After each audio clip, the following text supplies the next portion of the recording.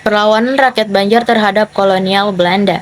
Perang Banjar merupakan perlawanan rakyat Banjar terhadap penjajahan kolonial Belanda di Kerajaan Banjar yang hampir setengah abad, yaitu dari 1859 sampai 1906. Kerajaan Banjar terletak di wilayah Kalimantan Selatan dan membentang sampai Kalimantan Tengah.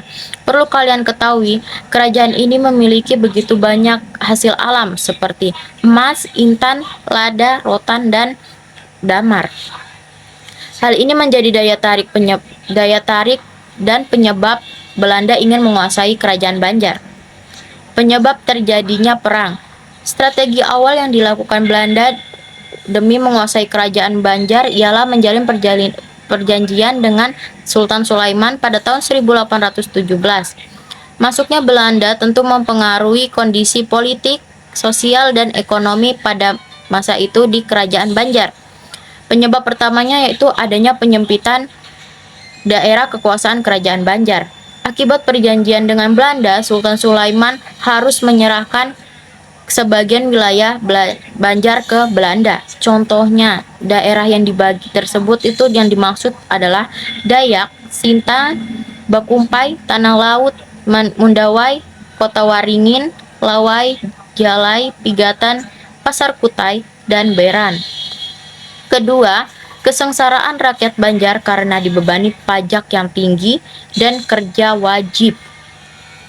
Dengan masuknya pola hidup barat, penguasa pun memiliki kebutuhan yang makin tinggi. Hal inilah yang melatar belakangi kenaikan pajak sehingga menyebabkan keresahan sosial di dalam masyarakat. Yang ketiga, adanya campur tangan Belanda. Belanda ikut campur tangan seperti pengangkatan pejabat-pejabat penting pada kerajaan. Penting di kerajaan. Pada selanjutnya 1852 putra mahkota Abdurrahman meninggal secara mendadak. Sehingga Sultan Adam merekomendasikan ketiga putranya, yaitu Pangeran Tamjidillah, Pangeran Hidayatullah, dan Pangeran Prabu Anom. Terpilihnya Pangeran Tamjidillah sebagai Sultan muda. Tak berselang lama, Sultan Adam meninggal. Diangkatnya Tamjidillah, yaitu menimbulkan kecaman dari rakyat karena peringainya yang tidak baik. Pangeran diduga sering mabuk-mabukan dan dinilai tidak bisa mengurus kerajaan dengan semestinya. Konflik semakin menajam karena Pangeran Tamjidillah terus-menerus disisihkan dalam urusan kerajaan, sehingga ia murka. Akibat adanya gesekan di kerajaan, inilah peperangan antara rakyat Banjar dan Belanda diawali pada 1859. Kronologi Perang Banjar. Perang dipimpin oleh Pangeran Antasari dan terjadi perlawanan di berbagai daerah. Pada 28 April 1859, pos-pos Belanda di Martapura dan Pangaron diserang oleh pasukan Pangeran Antasari. Beberapa bulan setelahnya, Pangeran Antasari bersama pasukan Bu Yasin, Kiai Langlang, dan Kiai Damang Leman berhasil merebut benteng milik Belanda di Tabanio. Setelah itu, peperangan pun terjadi di daerah Banua Lima, Martapura, dan Tanah Laut. Dipimpin oleh beberapa pimpinan yang berbeda, mereka pun berusaha mempertahankan benteng Tabanio yang ketika diserbu oleh pasukan Belanda. Pertempuran sengit pun terjadi sampai menghabiskan banyak korban. Pada September 1859, Kiai Deman Leman, Tumenggung Jalil, dan Pangeran Muhammad Amirullah menuju Kandangan untuk mengadakan perundingan dengan tokoh pejuang lain. Pertemuan ini menghasilkan kesepakatan tentang penolakan perundingan pasukan Belanda. Setelah pertemuan tersebut, perlawanan terus-menerus dilakukan, bahkan semakin luas. Pada Maret 1860, Belanda tiba-tiba mengirimkan surat kepada Pangeran Hidayatullah yang berisikan pernyataan untuk mengundurkan diri. Namun, hal tersebut jelas ditolak oleh Pangeran Hidayatullah karena mengingat semua perjuangan pasukan yang telah dikerahkan. Pada perang selanjutnya perlu diakui bahwa mereka tuh kekurangan senjata. Hal inilah yang kemudian membuat Pangeran Hidayatullah mundur. Pada akhirnya Belanda melakukan penangkapan pada Pangeran Hidayatullah. Akhir perang, pada Februari 1862, Belanda akhirnya berhasil menangkap Pangeran Hidayatullah. Beliau diasingkan di Cirebon, Jawa Barat. Berita ini pun lantas membuat Pangeran Antasari marah dan melakukan beberapa penyerangan pada benteng-benteng yang dimiliki oleh Belanda. Pada penyerangan ini Pangeran Antasari sempat menang dan memenangkan gelar Panembahan Amiruddin Khalifatul Mukminin, yang nama lainnya itu pemimpin tertinggi agama. Namun itu tidak berlangsung lama karena Pangeran Antasari wafat pada tanggal 11 Oktober 1862. Selanjutnya perlawanan dilakukan teman seperjuangan dan putra beliau. Belanda perlahan menyadari bahwa kekuatan rakyat itu berdasarkan pemimpinnya, sehingga Belanda mengincar para pemimpin pada masa itu, dan para pemimpin pada masa itu gugur dan perlawanan rakyat Banjar terhadap Belanda telah selesai. Dampak Perang Banjar. Perang Banjar ini menimbulkan beberapa dampak buruk pada kerajaan Banjar sendiri.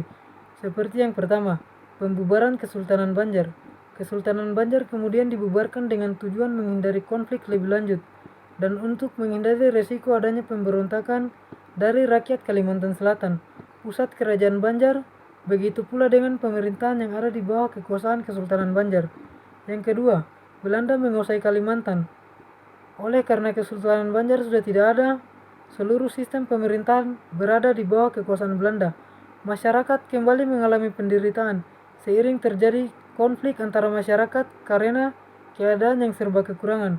Belanda kembali bertindak semena-mena dan mengeksploitasi sumber daya di Kalimantan. Perang Batak. Perang Batak adalah perang yang terjadi antara Kerajaan Batak melawan Belanda. Perang ini berlangsung pada tahun 1878 sampai 1907 atau selama 29 tahun. Alasan meletusnya perang ini adalah Belanda berusaha mewujudkan Pax Nederlandse. Pax Nederlandse adalah upaya Belanda untuk menguasai seluruh Nusantara di bawah kekuasaannya. Gagasan Pax Nederlandse yang dicetuskan oleh Gubernur Jenderal Johannes Benedictus van Helst pertama kali muncul pada awal abad ke-20. Awal mula peperangan. Perang meletus setelah Belanda menempatkan pasukannya di Tarutung dengan tujuan untuk melindungi penyebar agama Kristen tergabung dalam gerakan Rinse Zending, dengan tokoh penyebarnya adalah Nomense, yaitu orang Jerman. Raja Sisingamangaraja XII memutuskan untuk menyerang kedudukan Belanda di Tarutung.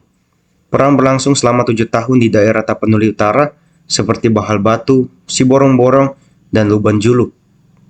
Berakhirnya peperangan. Pada tahun 1894, Belanda melancarkan serangannya untuk menguasai Bakara, pusat kedudukan dan pemerintahan kerajaan Batak. Akibat penyerangan ini, Sisingamangaraja XII terpaksa pindah ke Parlilitan. Pada tahun 1904, pasukan Belanda di bawah pimpinan Mayor Van Dalen di Aceh Tengah melanjutkan penggerakannya ke Tapanuli Utara, sedangkan di Medan didatangkan pasukan lain. Pada tahun 1907, pasukan Marsose di bawah pimpinan Kapten Hans Christoffel berhasil menangkap Boru Sagala, yaitu istri Sisingamangaraja XII serta 2 orang anaknya. Sementara itu, Sisingamangaraja XII dan para pengikutnya berhasil melarikan diri ke hutan Simsing. Ia menolak tawaran untuk menyerah dan dalam pertempuran tanggal 17 Juni 1907, Sisingamangaraja XII gugur bersama dengan putrinya Lopian dan 2 orang putranya Sultan Nagari dan Patuan Angi. Gugurnya Sisingamangaraja XII menandai berakhirnya Perang Batak. Dampak Perang Batak. Yang pertama, tersebarnya agama Kristen. Yang kedua, banyak masyarakat gugur. Selain tersebarnya agama Kristen, dampak Perang Batak lainnya adalah banyaknya masyarakat yang terbunuh. Apalagi Sisingamangaraja XII turut terbunuh pada 17 Juni 1907 ketika sedang berusaha bertahan di situasi genting. 3. Kerugian ekonomi. Dampak Perang Batak selanjutnya adalah masyarakat mengalami kerugian ekonomi yang cukup besar, sebab banyak pemukiman yang hancur akibat dibakar. Yang keempat, wilayah Batak jatuh ke tangan Belanda. Dampak Perang Batak yang terakhir adalah jatuhnya wilayah Batak, termasuk Tapanuli, ke tangan Belanda. Hal ini ditandai dengan wafatnya Raja Sisingamangaraja 12. Perang Aceh terjadi pada 1873 sampai 1904 melawan kolonialisme Hindia Belanda. Hal ini dilatar belakangi oleh ambisi Belanda dalam menguasai wilayah Aceh. Perlawanan Aceh tercatat sebagai perlawanan terberat dan terlama sejak abad ke-19. Meskipun Kesultanan Aceh menyerah pada tahun 1904, namun perlawanan rakyat Aceh terus-menerus dilancarkan sampai 1914. Latar belakang Perang Aceh. Belanda menilai bahwa Aceh menjadi wilayah yang strategis sebagai jalur perdagangan pasca dibukanya terusan Suez pada 1869.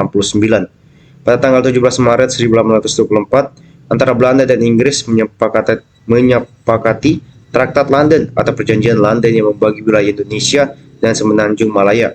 Atas dasar Traktat London inilah Belanda berniat ekspansi ke wilayah Sumatera. Dalam kesepakatan Traktat London, disebutkan bahwa Belanda tidak dapat mengganggu kemerdekaan Aceh. Namun pada praktik Belanda tetap berusaha melancarkan serangan terhadap Aceh. Kekhawatiran Aceh meningkat sejak Belanda dan Inggris menandatangani Traktat Sumatera pada 1871. Menurut perjanjian tersebut, Belanda dibebaskan memperluas wilayah seluruh Sumatera, termasuk Aceh. Alhasil, Aceh kemudian memperoleh hubungan dengan Turki, Italia, dan Amerika Serikat. Pemerintah Hindia Belanda yang tidak menginginkan adanya campur tangan asing menjadikan hubungan diplomatik Aceh dan Belanda menjadi semakin rumit. Hal ini yang menjadikan alasan pecahnya Perang Aceh. Kronologi Perang Aceh. Pecah perang antara Aceh dan Belanda terjadi pada 5 April 1873 di bawah pimpinan JHR Kohler. Pasukan Aceh terdiri atas para ulebalang, ulama, dan rakyat terus menghadapi gempuran dari pasukan Belanda. Pertempuran tersebar di pesisir pantai dan kota. Jenderal JHR Kohler tewas dalam usaha merebut Masjid Raya Baitur Rahman dan memaksa Belanda menarik pasukannya ke pantai. Setelah gagal dalam serangan pertama, Belanda menyerang dengan kekuatan yang lebih besar pada serangan kedua tanggal 9 Desember 1873 di bawah pimpinan Jan van Swieten. Pada serangan kedua ini, Masjid Raya Baitur Rahman dengan keraton Sultan mampu dibakar oleh Belanda. Melalui keadaan ini, Belanda mengklaim bahwa Aceh telah menjadi kekuasaan Belanda. Namun, ulebalang, rakyat, dan ulama menghiraukan klaim tersebut dan terus bergerak melancarkan serangan. Perang Sabil.